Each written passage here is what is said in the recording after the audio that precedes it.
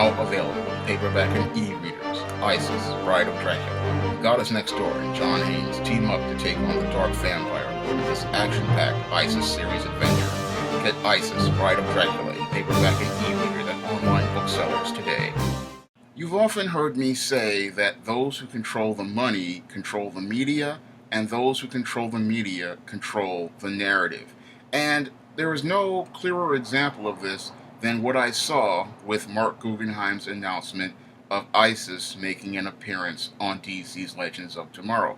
Because with that announcement that ISIS would be making an appearance of DC's Legends of Tomorrow, we clearly see that they took this character who was originally inspired by an Egyptian goddess in the DC 1970s comic and changed her narrative to fit what the liberals, Mark Guggenheim and Greg Berlanti, wanted to fit the character. So instead of the character being loosely based on Egyptian mythology, the character has been taken completely away from what she was originally about and turned into something else. This Isis that's going to be appearing on DC's Legends of Tomorrow, yes, she has a name similar to the original DC character, but she has no longer any more connections to the Heliopolitan gods that her name is based on, or the mythology that she originally was inspired by.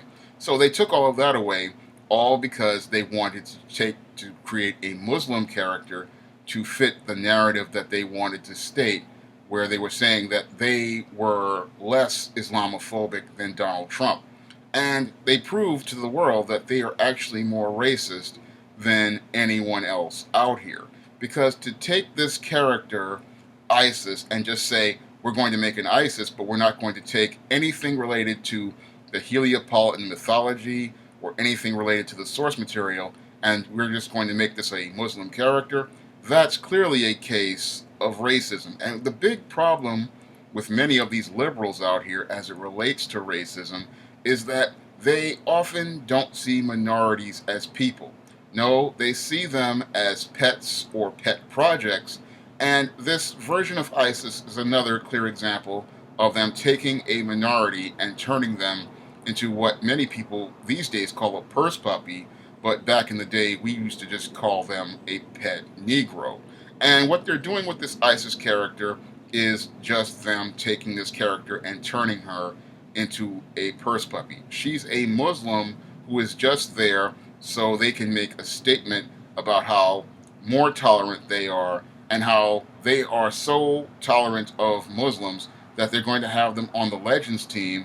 And this is going to be a statement of how they're not racist and how Donald Trump is racist. Now, that whole argument, when you think about it, is completely backwards, and it's clearly an emotional argument, not based on any logic, and it really weakens the case for watching this television show because it really hurts the story. Because when I look at what they wanted this ISIS character to be, they want her to be this computer hacker from the 30th century. And I sat there and I said to myself, that makes absolutely no sense because the Wave Rider is a technologically advanced ship from the future and it has its own artificial intelligence. So what would they need with a hacker from the 30th century? Again, showing us that this character is nothing more than a token meant to make liberals feel good about their belief that they're less racist than other people, but ironically showing the world that they are actually more racist than Donald Trump, the man who they are trying to make the statement about by including this character. Because it's clear to me they only included this ISIS character to make a statement that they weren't Islamophobic. However, by not acknowledging the character's roots with Egyptian mythology, they show how racist they truly are. Because to say that this character is going to be named ISIS and is going to be a Muslim, that in and of itself is completely backwards. Again, as I stated in the previous video, most Muslims who practice Islam want absolutely nothing to do with the Heliopolitan faith. The Heliopolitan faith to them would be considered blasphemy. So having a Muslim named ISIS is completely illogical. And it only shows how these liberals are only about pushing a narrative that shows how tolerant they are, but ironically shows how racist they are. And that racism clearly is shown in many of these other CW superhero shows, like Supergirl, where we see James Olsen, who was originally supposed to be the love interest, who was emasculated in the first season and marginalized in the first season, where he was originally promoted to being the managing editor of Catco, and then he was emasculated in one episode by an underling. And then later on in the show, he was reduced to a smaller role, and then in the second season, his romance was cut off because of ratings decline, and then he was made the guardian of the friend zone. Then we saw John Jones, who was never shown as the strong man that he was in the comics, and he's been emasculated and marginalized as well. He's not shown as powerful as he was in the comics, and he's not even given a chance to even be a love interest to another fellow Martian on the Supergirl show. Then we go to The Flash, where we see a complete degradation of black men overall. We see Joe West, who is nothing more than Barry Allen's old butler, and a lot of people will see, oh, he's a father figure to this boy. No, why couldn't he be a father figure to his own son? That's something that a lot of people didn't want to look at as related to this show and how they go out of their way to degrade the image of black men on this show. He couldn't be a father to his son on his own show, but he can be a father to this white man's son and be the butler to him and the support to him. Even worse, his son is pining for his daughter, and people don't look at that and see that as dysfunctional on this Flash show. It's okay for Barry Allen to have a relationship with Iris West, even though he was raised in the same house with him, and no one sees that as dysfunctional, but everybody thinks that's okay. And then we have Wally West, who comes in, and he's been neutered on this show, and he's been emasculated on this show, because when he tried to pursue a relationship with Jesse Quick, that was pretty much shut down almost immediately.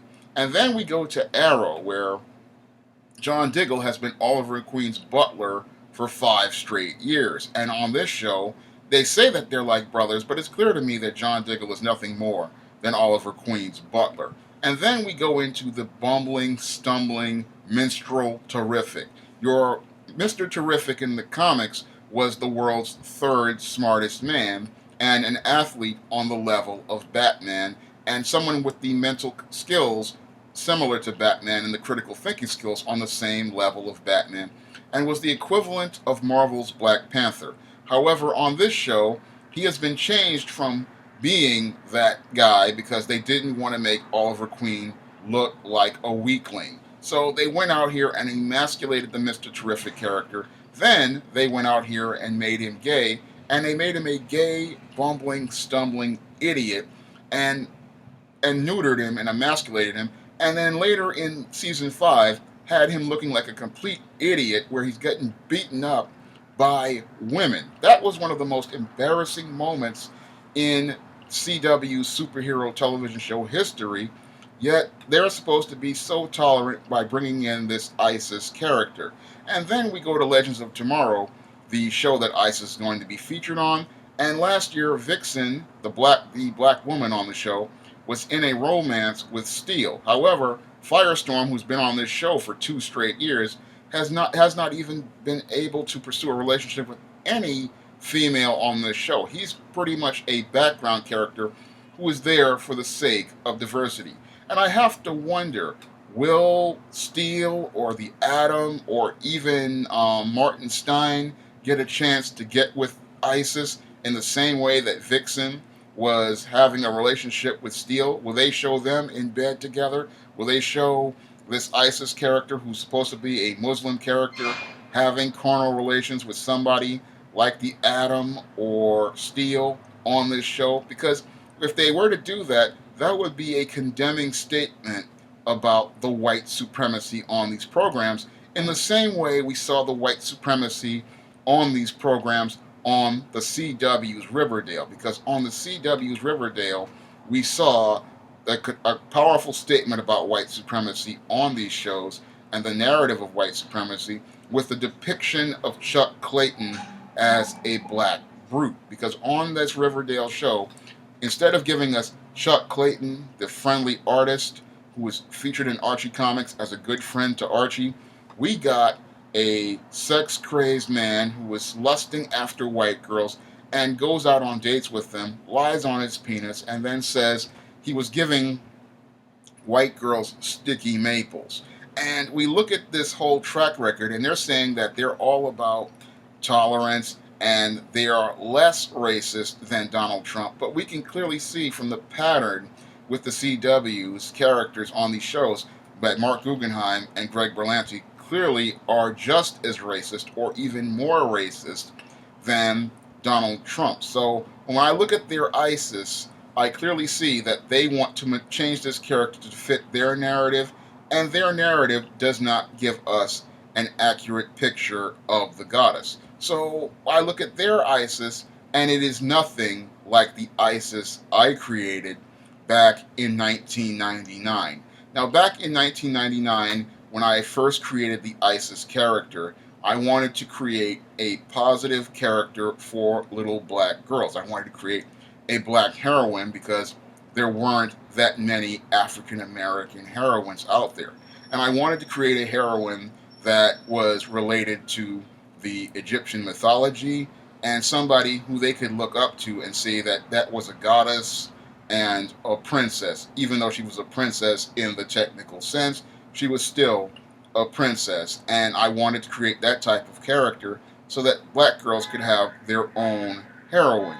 And with this Isis character, I wanted to make sure that she was directly connected to the Heliopolitan gods and the Heliopolitan mythology. That's why I made the character the daughter of Osiris, because I wanted to have a direct connection to the bloodline of Osiris and the Egyptian gods, because I had read about the old Isis from DC Comics, and I thought it wasn't right for her to call herself Isis when only she found an amulet in the ground at an archaeology exhibit, and that wasn't enough for me. I wanted to have a story that was much more deeply rooted in the character, in the character's mythology and the character's history. Moreover, I wanted people to understand that the Heliopolitan gods just weren't worshipped by the ancient Egyptians. They were also worshipped by the Nubians, and they were also worshipped by some of the Romans. So I wanted to put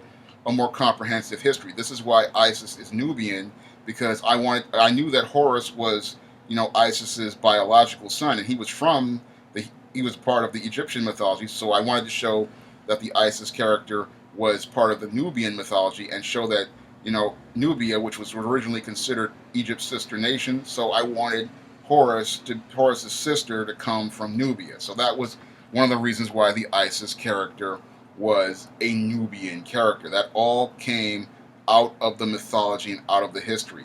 Moreover, a lot of people like these Hoteps and these pro-blacks, they will give me a hard time about Isis's skin tone, but that also came from the mythology, because I read in the texts and research that I did that Egyptians said that gods had skin made of gold. That's why Isis has golden skin, because it comes from the mythology. Now, the chestnut hair, that came from Seth, because Seth, they said in the myths, had red hair. And I thought that that would make the character look distinct, because everybody would have black hair or they would have bald heads. The men would have bald heads. So I wanted the character to stand out and be distinct. So all those things were related to the mythology and the history. And then as I used that as my base for the foundation of the heroine, I then studied further into black history, and I wanted to fuse that together so that the character would have connections with the black community. That's why I studied different aspects of the black community, like Jim Crow, like the black-owned businesses, like black towns, like black sororities, like black colleges.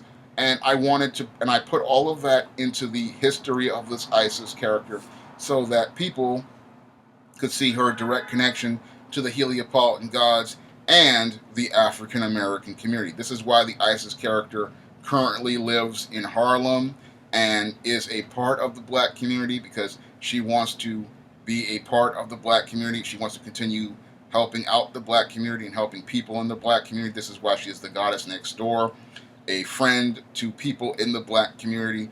And I wanted the character to have, heavy roots to the black community. And I wanted her to have heavy substantive roots. And I felt that was important to the character. And that's why I went out of my way to do all those years of research on Egyptian mythology and African American history, because I wanted the story to be thorough and comprehensive, and I wanted people to have direct connections to it. Because to me, the character of Isis and it's related to the mythology is very important, and maintaining a connection to that mythology was very important. For me, I wanted people to, when they read this story, to say, "Oh, the Isis he's writing about is based on the myths, or similar to the way that Stanley and Jack Kirby's Thor was connected to the myths," and that was something that I wanted to put in the character. When I look at what Mark Guggenheim and Greg Berlanti are doing, they show me how little respect they have for Isis, the Egyptian mythology that she comes from, and the Heliopolitan myths that she comes from. And their attempts to do diversity show us a clear statement on how diversity is done wrong. Because for you to sit there and just say, "Oh, we're going to include this Muslim superhero, we're going to call her Isis, we're going to put her on this team," and then not think about how she's going to contribute to that team, that is racist in and of itself, because that character is there based on the color of their skin or the religion that they have, not the content of their character. Because I remember when they did the original Legends of Tomorrow, they said that these people were they were all put on the team for a reason, and this is not a good reason to put a person on a team. When I created Isis, I created this character because I wanted to make a statement about black women, that there was to create a positive heroine for black women. And when I look at what DC has done, they show, again, no respect for that mythology. They show no respect for the Heliopolitan gods, and they show no respect to their viewers, because to bring this character on just to make a statement to spite Donald Trump, that's not showing respect to all those people who spend their time watching these CW television shows. Donald Trump has nothing to do with what goes on these TV shows. But what I'm clearly shown by the producers, Mark Guggenheim and Greg Berlanti, bringing Isis on Legends of Tomorrow, is what happens when you have the money to control the media and the narrative. And it shows me why it's important for people to go out of their way to support black people who go out of their way to create black media, like black comic books, black science fiction, and black fantasy, because that's the only way we can change the narrative as it relates to black people. Because when you see somebody say that they're going to bring a minority on just to spite a rich white man, that's not a good reason for diversity. People want to see characters of color because they want people to see that these characters can stand on their own, that they are well-crafted characters, and that their stories resonate with readers based on the content between the pages, not the color of that character's skin. If you'd like to try some of the Isis series books, you may do so by clicking the link to Amazon.com in the description box. And if you'd like to help me pay for the covers to go on the other Isis series books that have been delayed due to the lack of money to pay for covers, you can donate to my Patreon by clicking the link in the description box. That's all I have to say for this video. You can comment, rate, and subscribe.